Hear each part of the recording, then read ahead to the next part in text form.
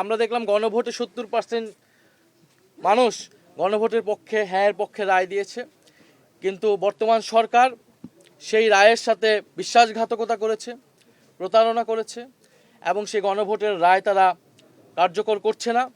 জুলাই সনদ তারা মুখে মুখে কার্যকর করবে বলছে, এটা তাদের কেবলই মৌখিক প্রতারণা।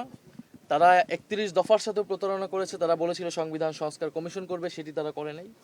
ফলে আমরা আশা করব এই 16ই জুলাই শুধু জুলাই শহীদ দিবস পালন করলেই হবে না, আবু সাইদকে মুখে মুখে স্মরণ করলেই হবে না।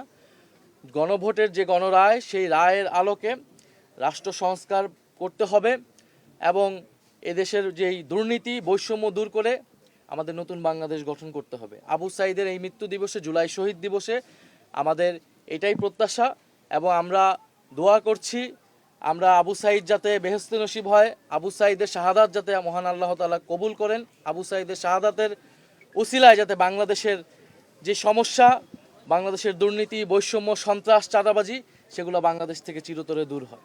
ভাই, ওই যে মুক্তিযুদ্ধ বিষয়ক মন্ত্রী যেটা বললেন যে সরকার এবং বিরোধী দল একসাথে মিলে অক্ষরে অক্ষরে এই জুলাই সনদ বাস্তবায়ন করবে, ব্যাপারটা আমাদের কাছে ধোঁয়াশা। এটা যদি আপনি একটু ক্লিয়ার করেন। সরকারের কাছে এটার জবাব চাওয়া উচিত।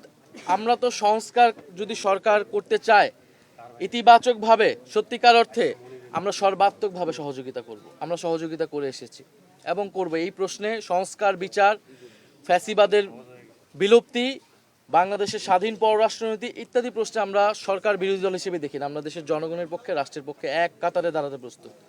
কিন্তু আমরা সেরকম কোনো আলামত আমরা সরকারের কোনো আচরণে আমরা দেখতে পাচ্ছি না। ফলে জুলাই সনদ গণভোটের রায়ের আলোকেই বাস্তবায়ন করতে হবে। তাদের নোট অফ ডিসেন্টের আলোকে বাস্তবায়ন করলে সেইখানে আমাদের কোনো সহযোগিতা তো থাকবেই না, আমাদের কোনো অংশগ্রহণও থাকবে না। আবু সাইদের পরিবারের সঙ্গে যখনই আমাদের কথা হয়, ওনারা বলেন যে আবু সাইদের মৃত্যুর পরে যে ফেসিবাদ বিরোধী দলগুলোর ঐক্য হয়েছিল সেটা অনেকখানি ফাটল ধরেছে। এই আক্ষেপ তাদের গতকালকে আমরা শুনেছি। এই ঐক্য আসলে নষ্ট করছে কারা? আমরা মনে করি যে জুলাইকে স্মরণের প্রশ্নে, ফ্যাসিবাদের বিরুদ্ধের প্রশ্নে আমাদের ন্যূনতম জাতীয় ঐক্য এখনো আছে, থাকবে।